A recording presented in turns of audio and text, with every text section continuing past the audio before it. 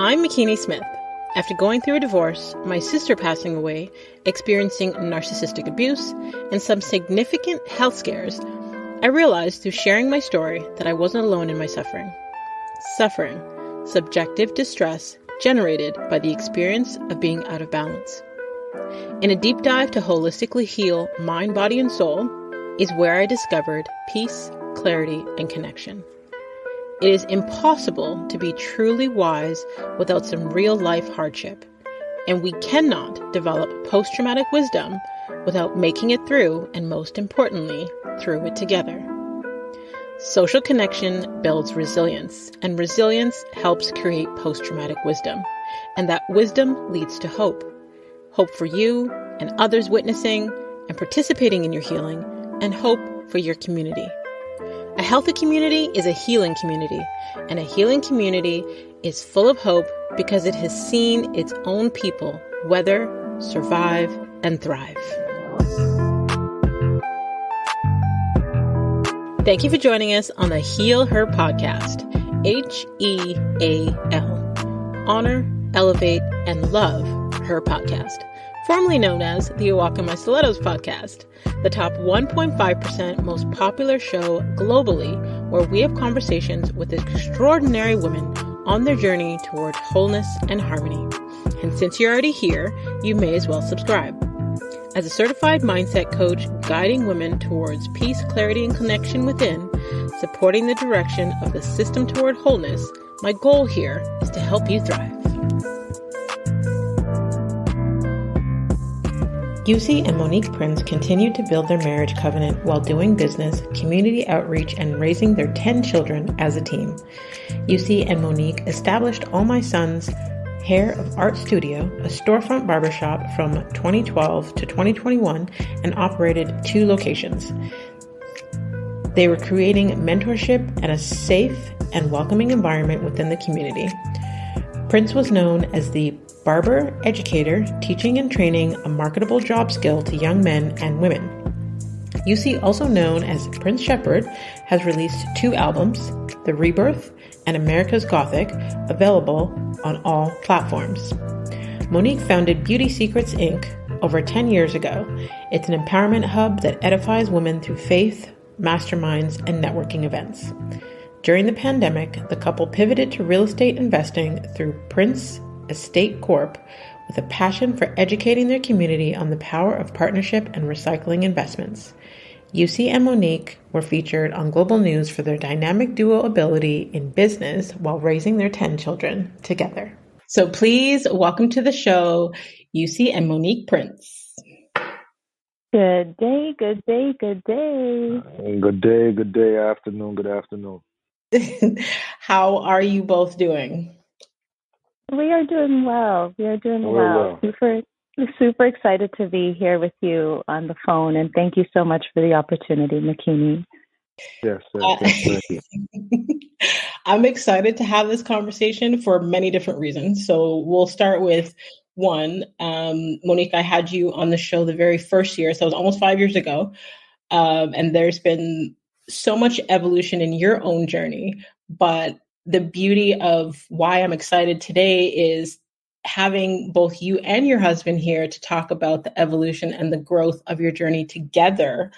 I'm beyond excited, especially because I feel like online we see people's highlight reels and get little glimpses of their life, and we get to see, Mo. For those who are listening, I know Monique on a personal level, so I am going to refer to her from here on in as Mo, and I am going to refer to Eusie as Prince. Okay. Yes.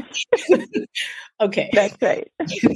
But, people may view your life, Mo, even if they're watching you on social media and see that you guys have 10 beautiful children and they don't understand the workings or even how things flow within your relationship. And I feel blessed and honored to be able to have the opportunity to even be in your home sometimes and see the beauty of how things flow and having conversations with you and your husband.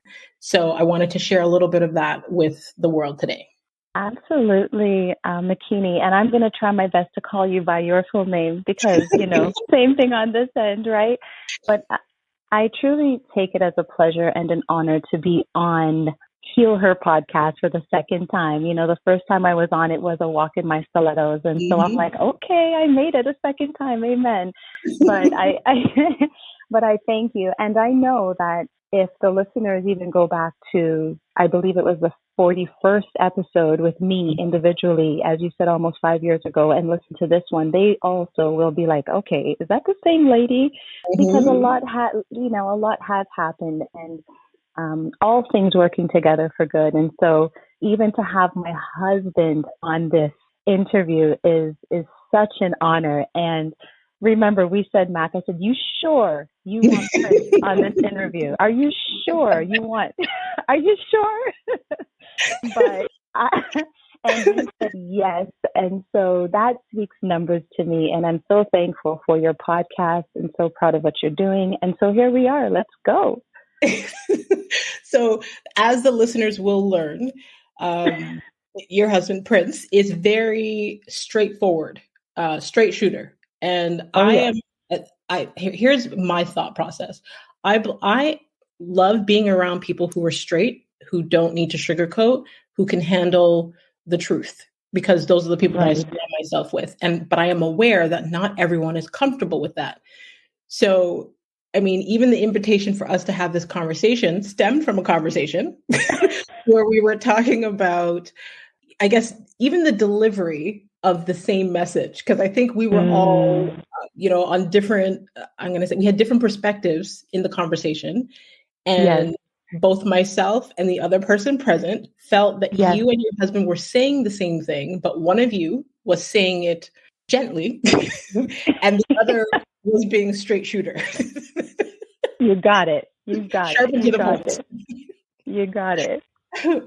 Okay, so typically I like to go back into the very beginning to get an understanding before we get to where you are presently. So before we jump into, the differences of you both and how you support each other and your relationship and all of that, let's start at the very beginning. Let's start with, how long have you guys been together? Okay. So Pops, since you're here, you go for it. No, you go for it. We're going to have the same story. You see, we're starting. Here we go. So hubby and I, my husband Prince and I have been together for many years, over 20 plus years. My husband has known me since I was a very little girl. He's a few years my senior, and so he's witnessed me coming up. And when he knew me as a little girl, there's absolutely no intention, right? I'm just a little girl in the neighborhood, skipping a skipping rope, eating freezies, having lollipops. But he got to witness me growing up. And my husband, in his career and what he was pursuing, which was music and just the world of arts, he traveled a lot back and forth. So he wasn't in Canada very often, but for some reason he incrementally got to tap in and check in on me. Somehow, some way I'd bump into him. So he's known me for a very long time. My husband became my love at, I want to say, my late teens, and it's almost like the rest is history. A fun fact about us is that we were together for many years, had family, and were not married. And when we changed our course of life and just changed our path and started to, seek just our faith, we started to understand the importance of marriage and covenant. And so we are officially married 11 amazing years, and but have been together for over 20 plus years. Congratulations. Thank you so much. on so many levels, on not just for a relationship, but on a personal level. I mean, today's relationships don't seem to last that long. You guys have been together for over 20 years. You have been married for 11 years. You have 10 beautiful children. And just seeing the connection between you both is definitely something to admire. So, for those of you that are just listening in, go and follow them on social and get connected and follow their journey, because there's so much you can learn about union and about connection and about family just by watching them as an example. Wow. Thank you so much, McKinney. Thank you. So let's jump into, I guess we can start with what were both of your aspirations as teenagers, and how does that connect to what you do today? Man, you know what? For me, you guys can hear me. I'm clear. Yep. Absolutely. Yeah. The thing for me, so my journey starting off, I guess to make a long story short, I'm a young man that is gifted in the arts. So my journey going down from my younger years into now has always been in the state of creation. Anything that allows me to create, um, God has blessed me to be able to create and use my mind in order to open the doors in my life, and at the same time still be stable minded and still have a balance to be able to play my position as a husband and as a father and as a son and as a brother to my siblings. I've been able to have a balanced mind due to having that privilege of being gifted with the arts. So I was always going to be down the area of art in the sense of music. We ran a barbershop for 10 years, and I still was able to take the art and kind of put it into that, because barbering, hair cutting, fashion, it's all in the art. So I've been able to, be gifted with that, and it's been able to give me a sanity and approach things in my relationship.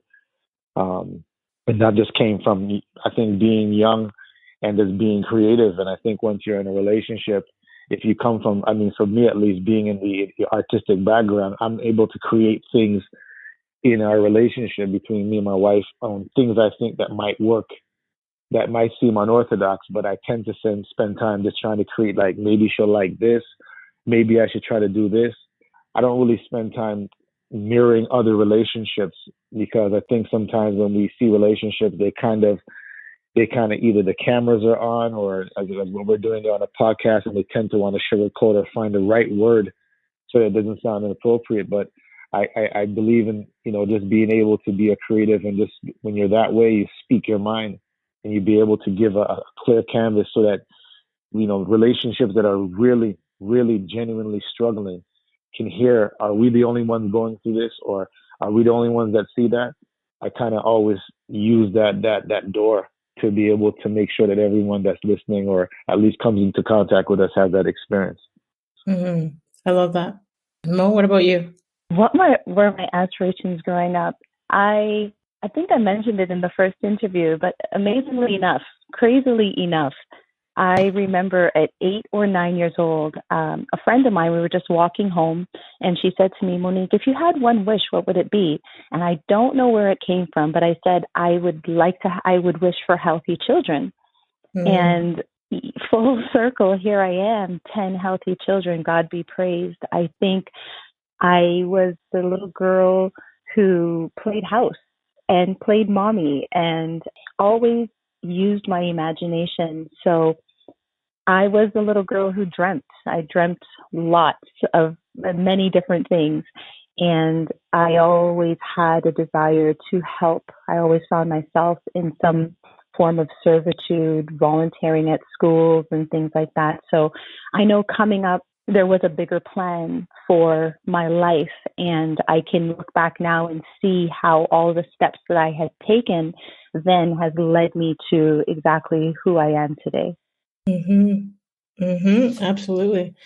And Prince, when you were speaking about your marriage and saying that, rather than being or using others as a mirror and mimicking what they're doing in their relationships, you invest time in getting to know your wife and what her needs are. How do you feel that has benefited your relationship and strengthened your connection? Oh, wow, man. It's benefited in so much different ways.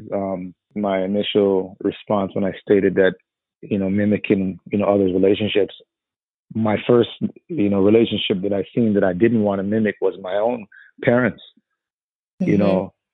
Sometimes you have these parents where, especially, they're from the Caribbean, they have these, I think culturally, we as people of our culture, we tend to say that, we don't express, but we show it. I know my mom loves me, so she doesn't really tell me she loves me every day if I'm leaving as I go out the door, or she's going out the door, she can say, "Love you, Mom," or I don't say, "Love you, Dad." We don't do that, but we know by the actions. And then we come to find out as we get the privilege to become adults that, you know what, that stuff matters.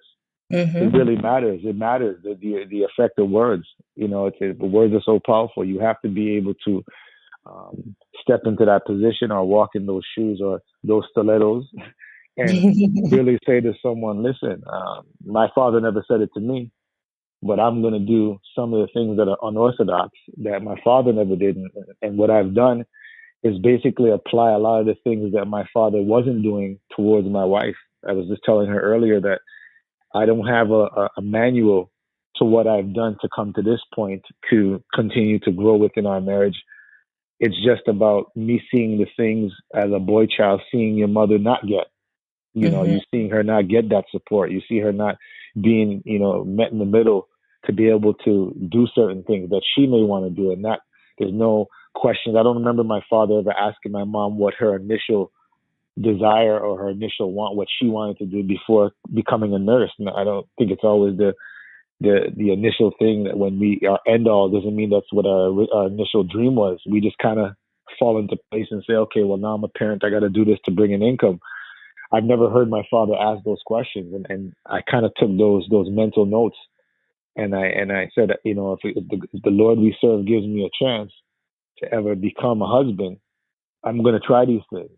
I don't know if they're going to work, but I'm going to attempt them because I know that my dad didn't do it, and to prevail, to avail, it's working. I'm prevailing in that area, but the thing about it when it's working is that then your partner tends to grow in another area. So then you got to continue to, I was telling my wife, I said, you're like a science project.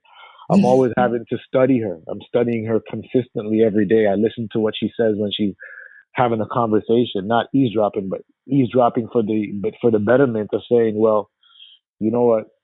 I heard her say that she really wants to do this. Let me see if I can surprise her. Let me pay attention to it because I'm very aware as a male that I only get to do this once. Right. I only get to be a father once. I only get to be a husband once. It doesn't include people say, well, I've been married before I got married again. That's not initially the way you're supposed to do it. Right. We're supposed to try to get it done with the first person if that's in the Lord's will. So I just try to take what it is that I seen growing up, which was the opposite and more negatives, and say, you know what, let me try to apply something different. And if it works, it works. And if I don't get it right, hopefully that what we display, our children will be able to grow up and apply it in their relationships. So when you were saying that your parents' example was one that you wanted to do different from, it reminds me. So there was a post that someone posted recently on, I think it was Facebook, where she was asking if we felt that our childhood and childhood experiences and wounds and such affected who we are today. And it's like, absolutely, like, duh, so it's not just the minor things that happen, but everything. At the end of the day, we are all adults that are still trying to process our childhood wounds, our childhood traumas, the things that we saw and experienced as children that we are, trying to heal from or unlearn or relearn or whatever that is. But I love how you've been able to take those experiences as a child, and as you evolve as a person and as you grow as a person, it's like you even just understanding, love languages. Like, yeah, you saw your dad do certain things, but not do certain things. And you realize that all of the aspects of the love language are required in order to connect and honor your partner, the person that you're with. And you even realizing her constant evolution, where you said you're constantly having to learn her, because at the end of the day, we've never really arrived or never stop growing, because anything that's not growing is dying. So you understanding that she is constantly changing and evolving. It's not like you're saying, well, I've been with this person for 20 plus years, I know them. No, you're investing the time in getting to know her continually as she evolves so that you can maintain that connection. That's what I got from you. Absolutely. I love it. And that's so good. I remember when my husband first said, I'm like a science project. I was like, what did you just say? I'm like, what? I was so offended. I was like, I'm a science project. What? But then again, when we sat down and I listened to him and that part, it's like, Monique, just hear how I'm conceptualizing things in my mind. This is not negative. I'm trying to tell you and give you a visual of how I purpose to learn you because you're constantly changing. I was like, oh, okay. Then I'm a side project type of thing. Listen, perspective is everything, right? Our perspective, how we view things, is our reality. It doesn't mean that it is actual reality, doesn't mean it is truth, but our perspective shapes our reality. So every single one of us, based on our past experiences, based on the environment we were in, our thought process, our beliefs, all these things shape our perspective. You and I could experience the exact same thing, and our perspective of it could be completely opposite based on our own past and history and thoughts and beliefs and morals. Absolutely. Absolutely. And I think just to insert in listening to, I call my husband Pops. So just to insert and listen to what, my husband was saying, I think it's important that we give ourselves permission to revisit and remember some of the experiences we had when we were younger. I feel like it's told to us, like, get over it. That was your childhood. You're an adult now. Figure it out. But there's no denying that our childhood has affected who we are as adults, right? So I find myself revisiting my childhood a lot and now turning a lot of negative or traumas and becoming more solution oriented. Just like a quick example, our twins who are 6 years old, they went to the zoo the other day, and I was just talking to hubby, and I said, babe, I want them to have rain boots. Do their rain boots still fit? And so he was like, you know what, let me check. And he realized that they were too small. So he ran out there and got rain boots and then got them ponchos. And that did something for me that felt like it was healing the child in me. Because I remember when I was younger and my mom sent me to a more multicultural school where I seen kids that did not look like me. They had rain boots, they had rain jackets, they had umbrellas. And sometimes you're out there standing in the rain being soaking wet. And I'm not speaking from a hurt place. I'm speaking from a healed place. Sometimes you're given a garbage bag to put over. They put 2 holes in it and a hole in the head so that you don't get wet. But it was always the desire to say, man, I wish my mom was able to do what these parents did, right? Yeah. And my mom was just, I call her the beautiful Jamaican country girl, who just got to Canada and she was just happy to be here. She was focusing on surviving more than providing an umbrella and a rain jacket and rain boots for her children. So I think it's important for us to visit our childhood, but for solution-oriented and healing reasons more than living in trauma. I love that you pointed that out because I do agree with you wholeheartedly on that. I think sometimes there are some people who are reliving their trauma daily because they're living in the past. They're living based on the memories of the past, and they're basically processing the trauma over and over and over again. But then there are those of us that I believe that we look to our past to say, what can we learn from this? How can we evolve going forward? How can we stop this generational trauma? How can we, prevent our kids from having these type of things? Like our parents, unfortunately, basically were in survival mode when they had us. They gave us what they could based on what they had, which wasn't much, but they did what they could. So a lot of what we experienced and what we saw, we may not necessarily want that for our children. So because we have technology and all these things in evolution that have come up since, our parents were parents, or parenting us as children, we know better. We have more privilege to do better than what they had. So something as simple as rain boots and a poncho to someone else is significant to us because those are things that our parents couldn't afford to provide for us. So I agree with you. It's healing that inner child within, because it's like, I'm not passing on that to my child. I'm allowing them to have the experiences of other cultures who are more privileged, or allowing them to have experiences without shame or, any of those things. So I totally agree with you on that. Amen. You spoke earlier about when you guys made a transition in your life and made the decision to get married and understood the covenant of marriage. I would love to talk about your faith-based principles and the marriage, because just as someone who has, again, had the privilege of being around you both, I remember many times sitting in church and admiring how your family operates, even in church, seeing, just the idea to someone who is listening and thinking, okay, trying to go to church and pay attention with 10 children beside you. Someone with 10 unruly children would be like, oh, that's a nightmare. I would never think of doing that. But I would sit beside and between you, all of you and your children. And it's so beautiful to watch how they're like, mommy's in a place of worship. Let me not disturb them. And they would take care of each other. Everyone's sitting in a row and they are, I guess, assisting each other so that they don't have to interrupt you, so you can still be able to absorb the word without distraction. Like, I was like, wow, I wish I could do that with my 3. Oh, you're too sweet. Thank you so much for that, McKinney.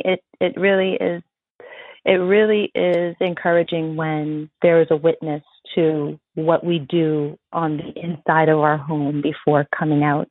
So I'll just kind of start and I'll let hubby finish because, I give it to him. Hubby is the disciplinarian, and that's what makes us work, because he has many of the things that I cannot carry, right? Mm-hmm. That I don't have the capacity to carry, and as well as I have many of the things that he doesn't have the capacity to carry, and God be praised, that's what makes us who we are. But I will say that starting out so young, I feel like I always knew what I wanted at a young age. And I have to give my disclaimer. I wasn't prime. I never wanted to be a big woman before my time, kind of some of the terms that we grew up. But I definitely wanted to have family and steward my family and have the opportunity to do that. I feel like it was a deep desire for me, thus making that wish. And when I made that wish, my friend was like, you want to have healthy children? I just want to be pretty for the rest of my life, type of thing. So I feel like starting out so early, one of the things I have to give my husband is my husband has always been supportive of me. He was always there for me. I think when we got to that point where he realized, okay, this young lady is going to keep going. Like, she's having those children. Like, she is fertile and she's having those children. He never turned his back on me. He was always supportive. It was always, okay, how are we going to get through this? How are we going to do that? So that's one of the things that we had, I want to say, prior to covenant, which is the marriage. I say this because it's my story. I never really had respect for marriage. I never seen the examples of marriage that I respected or that I even desired to have. I didn't see it. My mom always seeked love and had relationships, and out of her relationships came children, but there was never necessarily marriage. And so I was able to witness a woman very independent, very ambitious, very driven, and just working with what she got.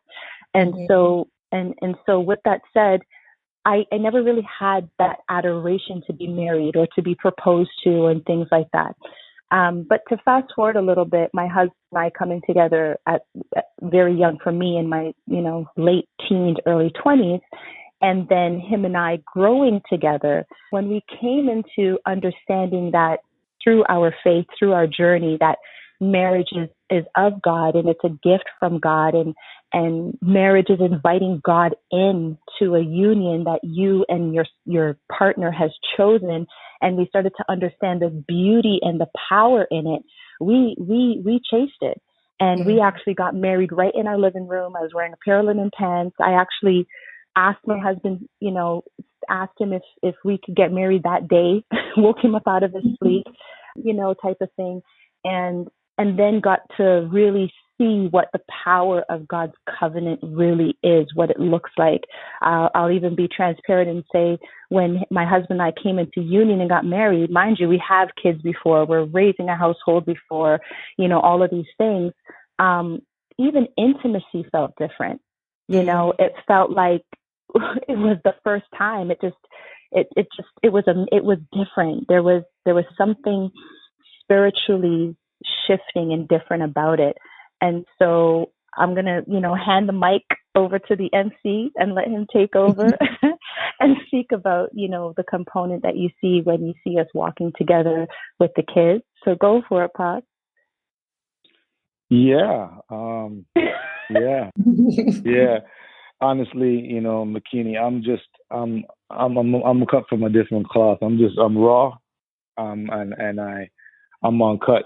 It's just, for me, I believe that my life, God created my life for the purpose of other people, for people to learn from. And, we're in a time where mental illness is at its all-time high, all because I think mental illness became this subject or became this thing because majority of human beings have spent so much time lying to children when they're children, lying to them about what's real, what's fake, lying to them what's the difference between reality and a mirage.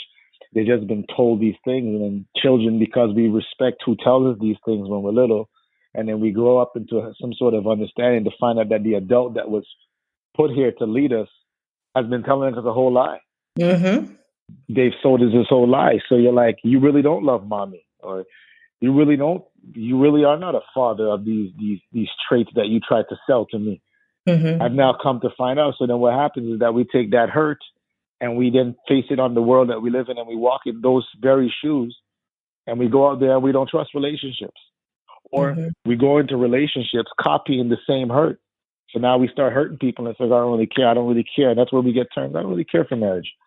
I really don't trust women like that. I have a girl, but she's my main girl. And then these males come up with these terms because it's what they're coming from and what they've been taught. So for me, I just, seeing, the family in church, for me, I said to my sons and my daughters, I said that I'm an artist that tries to create a gallery, and it's up to me as the artist to put the right portraits on the wall so that when they look in that gallery, they can see what it is they're supposed to see to make their journey. So that's my metaphor. My analogy is that the parents are responsible for hanging up the right portraits in the gallery for your children to look.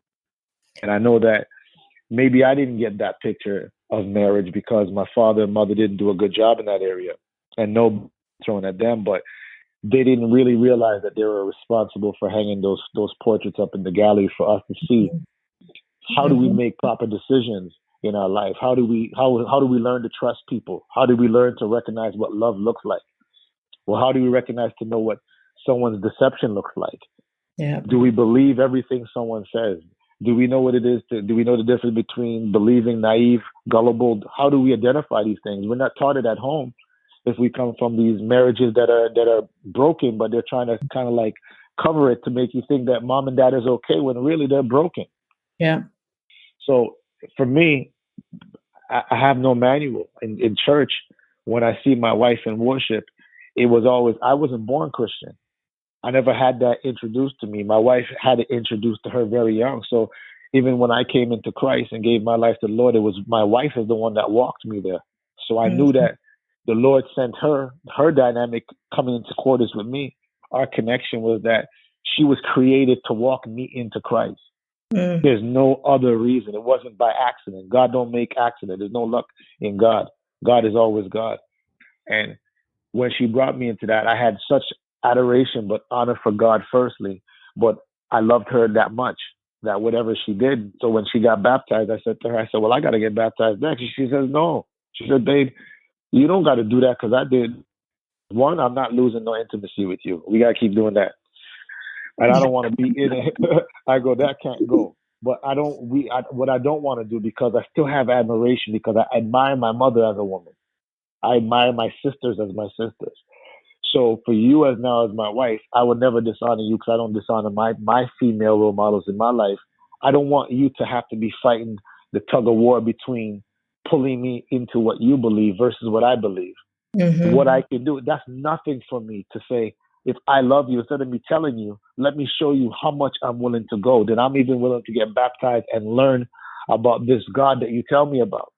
Yes. I'm willing to go and find out exactly why you're so driven to go this way, why you're so driven to want to pull me one way, reluctantly sometimes, because you don't know how I'm going to respond. But what's in it? What's the thing about this God? What did this God give?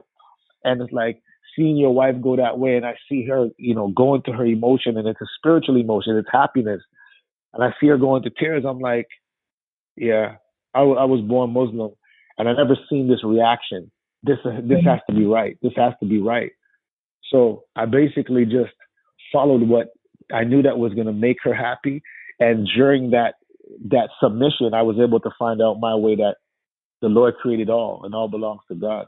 Mm-hmm. So everything that she did, when I see her in the church, my wife is an intercessor. So she'd be part of like the behind the scenes, praying up the pastor, making sure that the atmosphere, as we call it, is set so that the sermon can be delivered and praise and worship can be delivered. It's an admirable position. And I just said, my job is to make sure that she's in her peace, and that these children are at base, and that they're going to stand, as we used to say, stand akimbo. Stand akimbo, meaning that their hands are at their waist, and they're sitting there in honor to know that we're here for God's reason. We're not here for our own reasons. Mm-hmm. So I stand by that. And I think a lot of fathers, whether you're in a marriage or you're co-parenting, it doesn't matter. A lot of men, they don't understand that your job is to make sure that if your son or daughter raises their tone to the mother, it's your job. It's not her job. It's your job to say, how many times did your mother call you? For you to respond. As soon as she calls you, it's supposed to be, yes, mom. There's an admiration, because that's your mother. And a lot of fathers, males, they think, well, as long as the children listen to me, I could care less what they do with their mom. Mm-hmm. So then what we're failing to understand is the child's going to grow up and then treat their relationships the same way, whether they just become boyfriend and girlfriend or they go the step to become in marriage. And we just basically made a decision that we both come from error. Mm-hmm. There's no, my family is better, or my view of what I was better, or what she saw was better. We both come from error. So at what point in generation are we going to try to make it right? So we came and we tried some things. We truly didn't have the blueprint for it. We tried some things that worked. And because they did work, because it wasn't her way, my way, it's the way, we used that, and we've done it to raise our family. So we're trying to share now. There's a blueprint. And my point, I was listening to another interview podcast, and the gentleman was saying that this generation of males are the first generation of males that are actually figuring out how to be a father. Mm-hmm. So that would mean our fathers, our grandfathers, great-grandfathers, down to our ancestral line, the males never had a clue how to become a father. There was no fatherhood. It was just men laying with women, putting whatever semen in the woman for her to fertile, and that's it. And they called that family. But it was never a family. It was just that you had, it was just procreation. It wasn't a family. So what we've done in this, it's a feat for the entire generation, and not just for our family, for all families, for all mothers, all fathers, that guess what? If we try some things that we're so-called uncomfortable trying and going against the grain of what culturally we're supposed to be doing, or the moment we try something right, as people of color, they say we're white. Mm-hmm. If you grew up with your mom and dad in the house, they say, well, you're not really black. Mm-hmm. That's craziness to me. So we've just changed the narrative. That's all we've done. We've changed the narrative. We're not more special than anyone. We don't have the answers more than anyone. But what we found is that in our time, in the time and the years that God gives us to live, we have a narrative where we're like, hey, this is not our way. We just applied it and found out. Apply this to your family. Promise you it'll work. Because it's God's call. It's going to work. And that's what we've done. There's so much that you said there that I want to unpack. Like, okay, so let's start with the fact that, so those who regularly listen to the show, they know that I'm a crier. So halfway through when you were speaking, especially when you were honoring your wife, I'm sitting here trying to like hold my tears because I'm like, it is so beautiful, even how you came to Christ. It is so beautiful how you wanting to love through action, how you strive to maintain that connection with your wife. It is so beautiful. And in many times as you were speaking, you talked about, what we didn't have as representation, or what we did have as representation that, wasn't healthy. But that term representation matters. I think it's understated, because whether we're talking about culture, whether we're talking about relationship, whether we're talking about education, whatever it is we're talking about, if we don't have an example, a visual example of that, because we are visual people, as people, we think in pictures. So even your metaphor of the gallery and the artist, like, that was so beautiful. I'm like, like, I feel like this is part of the joy for me when I get to interview people that I already know, because it's like, yeah, I know you, but having these conversations, like, I'm getting to know you. Like, Yes, so yes. my respect, my level of respect for you is actually raised having these conversations, because, in our everyday interactions, we may not dig deep to, like, the core of why someone believes a certain thing or where their beliefs come from. But I have much more respect for you, Prince, and actually for both of you as a couple, just having this conversation right now. And Prince, you spoke about things that we seen growing up, from our parents, and especially as men. What did you learn about emotions growing up, and how has it helped you or hurt you? Man, emotions has taught me think before you speak. One of the most powerful lessons, emotions, is think before you speak. I really believe you can't take back certain things, because once you say something, it's a seed that's already planted in another person's mind. So that's one thing. I've seen my father make comments. I've heard my mother make comments, things that they didn't realize when they were saying it, it affected me too. And Mm-hmm. it affected our siblings. And that's the selfishness in relationships. So it's taught me that. It's taught me that I don't like to visit, how would I say it? I don't like to visit emotions when error occurs, meaning that my wife doesn't have to come to me in tears about something for me to identify that something's wrong. Mm-hmm. I've learned that with emotions, that even when we're good and we're not having a disagreement and we're not, she's not talking to me, I'm not talking to her, she's leaving early so I don't see her, and I'm leaving early so she can't see me. We're being childish, but we're having relationship, part of marriage. I try to practice it. I try to practice by saying, is everything okay with you? Is there anything did I do anything? You're tired? Do you need something to eat? I try to I try to probe all the different areas so that I can clear the air on, if you choose to be quiet, I just want to know you're not quiet because of me, and I'm asking you. So even if you tell me later, you can't say I didn't ask you. Mm-hmm. That's kind of my job as the male, is I want to make sure that, did I do something? Or I can also identify that it's maybe something you don't want to talk about right now. But I'm trying to pass the olive branch to say, okay, do you want to get something to eat? You might respond and say, because there's so much icebreakers. She might say, in a tone, she says, I would like that. I wouldn't mind that. Let's go. And I'm like, okay, I'll be able to break the ice over us eating lunch or over dinner. She's gonna tell me, and then as soon as she sees the environment and the ambiance that's there, she's gonna say, you know, when I came from work, I've broken the ice. Mm-hmm. But I love her unconditionally to go that length. Some people in these marriages, they want marriage and they want this man and they want this specific kind of woman. I want this woman that looks like this and to be shaped like this and this man to be built like this. That's just the external part, but they're not really signed up for the real thing. The real Yeah. thing is that, do you love that person unconditionally, even when they're giving you the cold shoulder, even when they're giving you attitude and maybe misusing their emotions towards you? Are you willing to really sit down and say, babe, what is it you need? Still love you. I'm a little annoyed because I'm human, but what can I do to make things clear that you can voice what's going on with you? And Mm-hmm. that's an everyday growth. It's an everyday thing. And that will be until, I'm 80, 90 years old. We're old people still in unconditional love and merit. It just comes down to wanting to do the work, looking at what we've been given in our blessings. That's what makes you look back and say, okay, it's worth it, because look at what we built. We're building an empire here. We have these 10 children. We've built business. We built all these different things. She has, I was telling her, she has 100 desires that I always back, for the fact that I love to see her do what she's doing. I want to see Mm-hmm. her win. As she wins, I win.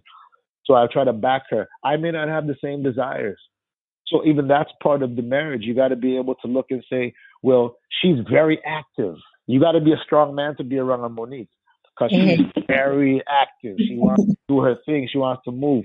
But for me, I just want to be respected for her to realize that men have different language. Our language is different. If I get respect, I'll give her anything in the world. She respects my language. My language is not love. I love you. I love you. If she told me I love you twice a week, I'm good with that. But if she told me she respects me 7 days a week, I'm over the hill on that. You respect me, that's men's language. You respect me, you respect what I say, you respect the authorities and the dominion that God has given me. You respect that. I have no reason to object to anything that you want to do. I'll make sure that everything you want to do, because I know that women need more to be able to progress more than males. We're cavemen. Women are changing all the time, and women I tell you all the time, they deal with judgmental of other women and dealing with their own women community. I know that as a male, which a lot of males don't really understand, that women are always fighting. Like, they're always fighting for everything, fighting for more pay, fighting for respect. They're always fighting. So I get that. So I try to minimize it by saying, babe, what do you need to do? Well, I want to do this, that. I said, okay, it looks like you're going to do all of them. But which one are you going to do first? which one are you going to do first? So you know what I hear in all of that. Okay, a couple of things. I hear that you always leave the door open for communication, and hopefully we all understand the importance of communication in any form of relationship. But there are plenty of men that have a hard time with communication, whether them not knowing how, or it being uncomfortable for them, or them not wanting to hear what's going to be said. But from what I understood from what you said, it was like, not only are you constantly asking and paying attention to communicate with your wife, but then also knowing that she is someone who likes to evolve and to create and has all these things going on. You also, through communication, are supporting what it is that she wants to do, which again, a lot of men cannot because of their ego. And then at the same time, you will do whatever it is that she wants to make her happy, as long as there's respect, and respect in a form of like, I'm respecting you through love, not in a respect of like ego, where like, you have to respect me just because I say so. Does that make sense? No control. No control. So, yeah. Respect, lots of sex, and lots of respect. Yeah. Lots of sex, lots of respect. Lots of sex, multiple days of sex. Lots of sex, lots of respect. Sex. Not I said, are you sure you want this man on your podcast? You know what's funny? So there's another couple that I went to high school with, and they're still married, so it's been a long time. And the wife was saying, like, Mo, you were there because it was at the brunch. And she was like, I have a license. So basically her marriage license, she has a license to have as much sex as she wants. She has a license to do what she wants. She is married. She is licensed. So nobody can tell her nothing. That's right. Don't play me no game. Okay, so Mo, I have a question for you, because when you are in a relationship with someone who is communicating and leaving the door open for communication, and also you have 10 children, but this person has now communicated to those children how to honor, respect, and love you. Like, you don't have to lift a bag. So like, for you, knowing that you have that support around you from both your husband and your children, what lessons have you learned about having a healthy relationship with yourself? Wow. I think one of the greatest lessons I've learned is to earnestly and constantly grow. Because I think growth allows me to have eyes to see the efforts of my family towards me. I think a lot of the times that we as women, sometimes based on your own frustrations, your own goal setting, things that you want to do for yourself, physically, emotionally, spiritually, we can get consumed in ourselves. And sometimes we don't see the efforts of our family. So I think the aspect and the importance of growth for me, with the wisdom, I want to say, solely I have to give so much honor to my walk in faith and just having a relationship with Holy Spirit to be able just to hear that quiet voice that can guide me in knowing how to honor my family for how they treat me. Because if I don't see it, then I'm really shooting myself in my foot. Or we always say, like, you're really biting off your nose to spoil your face, right? Mm-hmm. So I'm not walking selfishly and being all consumed within myself. It really is important for me to grow to be able to see exactly what my family does towards me. I love it. I love it. Okay, so before we go to the final segment, I want you both to let people know where they can stay connected with you, where they can learn more from you and about you. Well, I'll tell you, I'm not claiming it anymore. We are really making a conscious decision to be more visible to the platforms and connecting with individuals. So we do have some construction, some work to do on that side, but just for, my everyday, I always say my Mama Prince lifestyle, faith, family, fun, and adventure and business. You can get me on Instagram at Mama Prince of 10. And also you can get my husband at Prince Shepherd on Instagram. And the word shepherd is spelled SHEPPHERD. Has a lot to do with his music that he does and some of his projects that he's working on. And we have our websites that we're working on right now for our real estate investment project, as well as my women's group, Beauty Seekrets. And you can get Beauty Seekrets on Instagram as well. And that's beauty, the word beauty, SEEKRETS, Beauty Seekrets on Instagram. Any other platforms, babe? Are you on Clubhouse or no? My platform is Prince Shepherd Music, and it's only one P. It's SHEPHERD, and it's Prince Shepherd Music. A lot of the people that want to just even follow us, they don't understand that, having 10 children and still doing us is not easy. It's nothing easy to do. You gotta show up every day, and because there's so much little ones looking when we don't show up, they can take that picture we put that portrait up in the gallery. They say, oh, so when I get into my marriage and I don't feel like talking things through and being communicative with my partner, I'm just gonna go for a drive and come back tomorrow. Well, why? Because they saw their father do that. So all those things, when I have that in my flesh feeling like I'm just going to go for a drive, I fight it to say, no, let me not run away from the problem at hand. Let me stay home. Quietness will eventually become conversation. We'll have a conversation at some point, whether she starts or I started. The reality is that we're going to talk through it. We got to change the narrative because that's the typical way to do it. When we get a disagreement, she's going to go to her mom's, I'm going to go to my mom's, or you're going to go to your girlfriend's. And that's what marriage does. And we are trying so hard to say, no, we're not going to go to a club. We're not going to go have some liquor. We're not going to do that. We're going to sit down as adults and sit through this. That's not easy. Mm-hmm. It's not easy. And a lot of people are taking the easier route until it fails. And then they come and they listen to a McKinney podcast and they're like, wait a minute. There's some unorthodox ways to do it. We're raw and uncut. Mm-hmm. We really are, because we're not coming from the greatest pictures, my wife and I. We're not really coming from the perfect gallery. We're coming from almost like a abstract gallery where everyone just came in with paintbrushes and just threw splattered paint on the wall, and it wasn't really a picture. It's abstract. It's nothing. That's what we were given to look at. Mm-hmm. She's seen some red, I've seen some blue, and we're like, what is this? So it's a picture. Monique is like, this ain't a picture to me. It looks like splattered paint. So at least we've taken that paint and turned it into a picture so our kids can say, this is what honor looks like. It's blue. Mm-hmm. This is what love looks like. It's green. It doesn't have to be red because it's love. Love is green. That's the picture my mom and dad showed me. Love is green. Support looks red. That's the picture my dad and mom hung up in the gallery that we're looking at. At least when they go into the world, they have some sort of way to start and say, I know how to do some things and honor the other person that's the opposite sex of me. I know how to at least start something and be present and not be individual in a union. I stand on that. That's what we have broken, those barriers, especially as Black people of color. We've broken some doors that, Black people, your girl gets pregnant, you're like, I'm out. That's 3. That's too much. Right. 3. Yeah. So, I mean, that's my wife.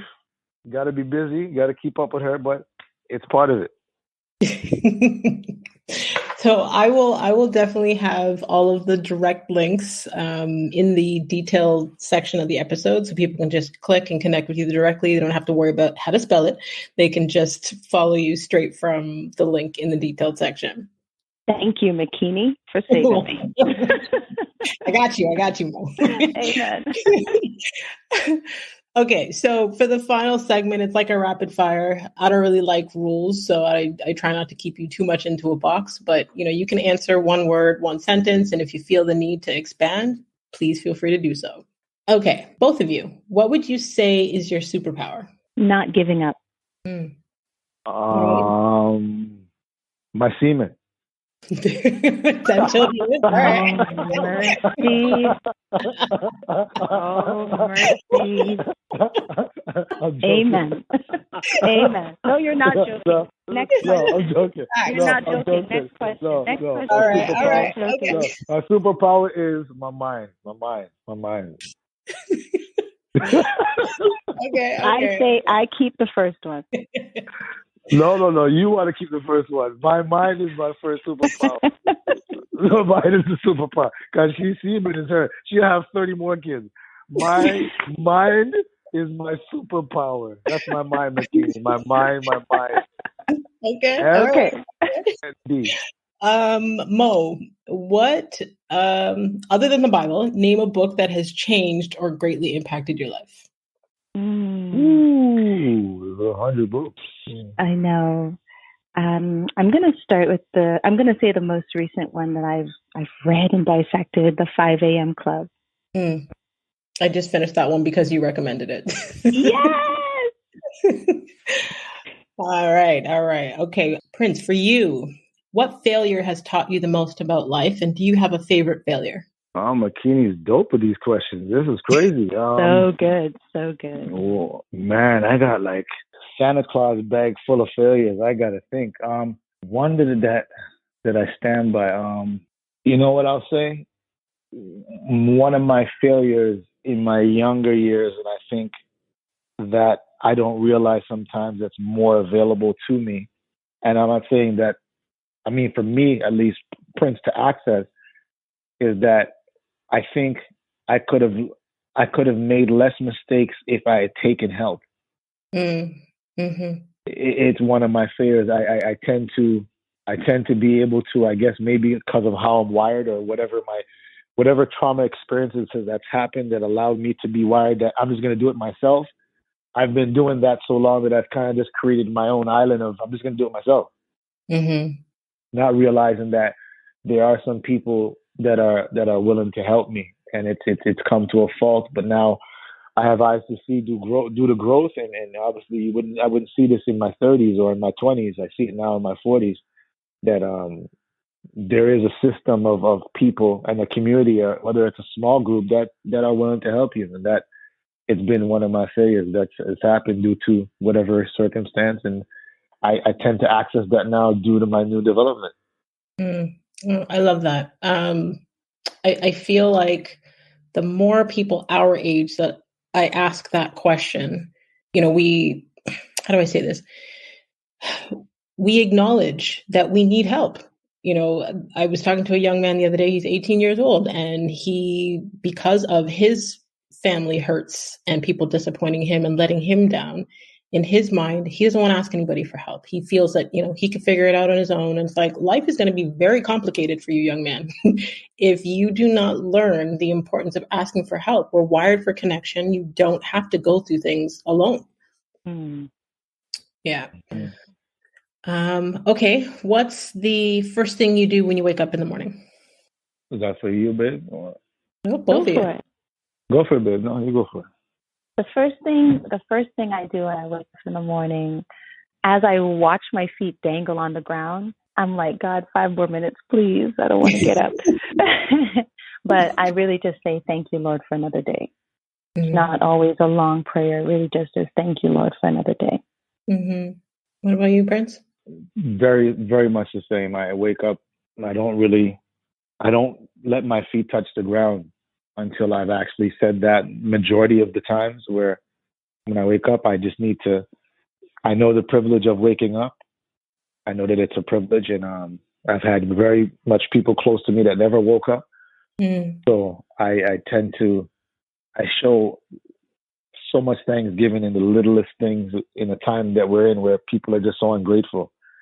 I just try to show, attitude is gratitude. I try to be thankful when I wake up and, say my prayers, and then I continue my day. I think that if I don't do that, my day doesn't go well. So that's the first thing that I do every single day. Okay. Mo, what do you do when you feel vulnerable in your relationship?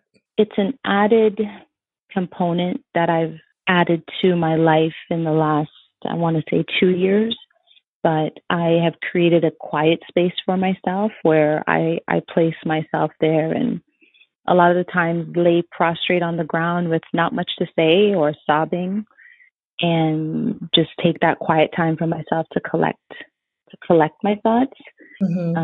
Never really retreating to really picking up the phone. Sometimes when I do feel very vulnerable or feeling low, I sometimes feel like there's no one who can comprehend the feeling. So I really retreat to that quiet space and just do what I need to do. Prostrate, sob, kick, scream, sometimes cuss and then ask for forgiveness after, But yeah, that's what I do. Okay. Prince, what's your definition of what it means to be a man? Oh, this is real good, Makina. You're pretty good. Pretty good. This is good. That's my friend. That's my friend. Give me clarity again. What's the definition of it? What's your definition of what it means to be a man? How do you define what it means to be a man? Oh, I thought you said, okay, good. I thought you said a real man. Okay, but just be a man. My definition of a man is to always be thoughtful, always arise to the occasion, always find a way to, as a male, a real man is able to cry. He's able to express himself without being in worry or in awe that people might think that he's too feminine or has too many feminine characteristics, because he expresses his intellectual, emotional state is so high that sometimes we're accused of, you're acting like a girl. No, a lot of men don't express enough. So I think real men, a man, I would define a man who can express himself, especially to a woman verbally. And a real man takes his fault but moves forward and can forgive and forget. Okay. Mo, describe yourself in one word. Man, Katie, why you gotta do this to me? You gotta edit this out, girl. I can't with you. I just can't. You gotta edit this out. One word. One word. I don't know. If I had to describe you in one word, I would say graceful. Yeah. Amen. That's the word that comes to mind for me right now. Amen. What word? What word? Graceful. Graceful. She can be. Yes. She can be. For the most part, that's her.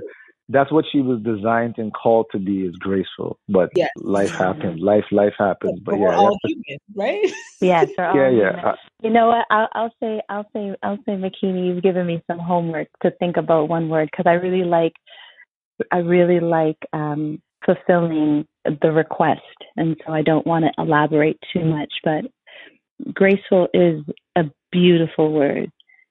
So to both your points, I know Mo enough to know she is human, but the Mo that I see that she strives to be often is graceful. Amen. Yeah. That's fair. I agree. I'm not in disagreement. I agree. Okay. Prince, for you, when and where are you the happiest? Oh, when I'm in bed with my wife. Okay. I knew it. I got you. All right. Okay. That's for any man. For any man, you have a wife. When I'm in my wife and I'm in bed, I'm great. Like I'm in heaven. That's the best time. What's better than that? Like that's what it's about. I asked you if you were sure.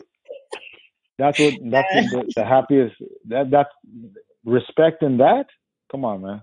That's what this is. What we work for this as men. We work for this. That is why you guys have been together over 20 plus years, and that is why you have children. Listen. Oxytocin. Okay. So for you both, what impact do you want to have in the world? Impact do we want to have more of? What impact do you want to have in the world? Like what do you want your legacy to be? Operating in purpose and just a reference, just doing God's work until He comes. Mm-hmm. And so being fruitful, multiplying, subduing, and being very resourceful. Absolutely. And you guys took that literally. Multiply and be fruitful. Multiply, be fruitful. Yes. Listen, I'm a literal person. You say go, I'm gone.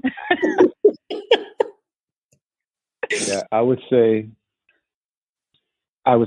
everything she's saying. I would just add that know that when it's said and done and anyone reads our story or hears our story, we're just taking an example of two imperfect people that try to meet perfection at all costs by trying. Mm-hmm. That's all we did. We didn't reach the heights of what we're doing. And while we're still growing, we never reached the heights because of degrees or because of finances, being wealthy. It simply was just having the ambition and the urge of taking it 24 hours every day and trying. Mm-hmm. And just trying. And then when you try, it costs nothing to pay attention. People say you're too broke to pay attention. It costs nothing to try. And some people are so wealthy, but yet so broke in the area of trying. Mm-hmm. They don't want to try because they've been hurt. Do you know how many areas my wife and I have been hurting? We've been hurt in every area that you can name in relationship, in situationships and friendships, but we still continue to try. We don't say, okay, well, I don't want any friends. We've been hurt in the friendship category, and your friendship is another ship. But when that ship sailed, we tried to start another friendship. Mm-hmm. So we always try in every area, regardless of the situation, because we give everyone the benefit of the doubt. I'm not gonna, it's kind of like with us in culture. I think sometimes we get judged culturally when the person that's Caucasian or Asian has a problem with one black person, they judge the entire race. Mm-hmm. We try to do what we try to do is opposite, as I think as husband and wife, is that we have our issues with humans that have done us wrong and maybe try to sabotage or hurt us individually and intentionally, but we have that heart where we're like, let's keep trying again. Let's just try it again. Give us some time to heal, but we're gonna go back out there for sure. We're gonna go back out there and we're gonna try. And most times we're able to handpick. All glory to God for that. We're able to handpick, and we find, hey, there are some good people out there. There are some people that are willing to, that are also considerate and also see the picture that we're trying to display to everyone. We're not trying to be in the lead of everything. We just want people to realize that we're here as brothers and sisters, and we owe each other nothing but to love each other. And we just have to keep trying. And some people just allow their hurts to say, I've been hurt, I'm not trying anymore. So if you're not trying anymore, you might as well not be alive, because you're still going to always be attacked. You're going to be attacked by life. Life's job is to test us, and we have to pass those tests until we breathe no more. So, yeah, everything she said and more. Despite the wreckage, you guys are shipbuilders, friendship, relationship, partnerships, all kinds of ships. You continue to build. Yeah, all kinds of ships, wrecked ships, all kinds of ships. Shipwreck, we get back up and we get back on the water. We keep yes. I love it. Honestly, thank you both for your time. Thank you for your transparency. Thank you for the rawness, the realness. Thank you for letting me have the opportunity to get to know you guys deeper. Thank you for allowing the listeners to get a glimpse of the connection and honor that is within your relationship. Just thank you so much. Oh, thank you, Makini. And you're such a wonderful listener. Like, you consumed all of that. just thank you. Thank you also. We very much so appreciate you. Thank you, McKinney. I appreciate you. Thanks for having me, for whether it's one time for the next 30 years. Thanks for having me. You're my wife's friend, and I honor that you, I say to my wife, I honor that you love my wife. I love that you love my wife. I appreciate that. I'm a protector, and I try to always oversee who's for my wife, which is part of my job. And I've always said to her, I says, that girl named Makini loves you. Makini, Bikini, she loves you. She definitely loves you. You gotta keep them close. So, which she's not letting you go anywhere anyway. So, thank you for that. Well, I don't refer her as my friend. I tell her like she's my sister. We may not have the same parents, but she is my sister. I love her that much. You better believe it. And to all of you healers out there, until next time, subscribe on all platforms. Don't forget to rate the show and leave us a review on Apple Podcast. I want to hear what resonated with you in this episode. I want to hear how Eusie and Monique touched your heart or the gems that they've left you with. So leave it in a review so we can hear all about it. And I want to thank each and every one of you that continues to listen each week to help us rank in the top 1.5% of most popular shows globally. And that's out of over 3 million podcasts. I'm going to challenge you guys to share this episode with 5 people. Whether they are married, aspire to be married, whether they are single, celibate, you name it. I want you to share this with someone that needs inspiration about the beauty of connection and relationship and honoring your partner. And feel free to screenshot this episode. You can tag us on Instagram. You can tag Monique at Mama Prince of 10. You can tag Eusie at Prince Shepherd Music, spelt with 1 P. And you can tag myself at The Real Makini Smith. A healthy community is a healing community, and a healing community is full of hope because it has seen its own people weather, survive, and thrive. So let's continue to heal her.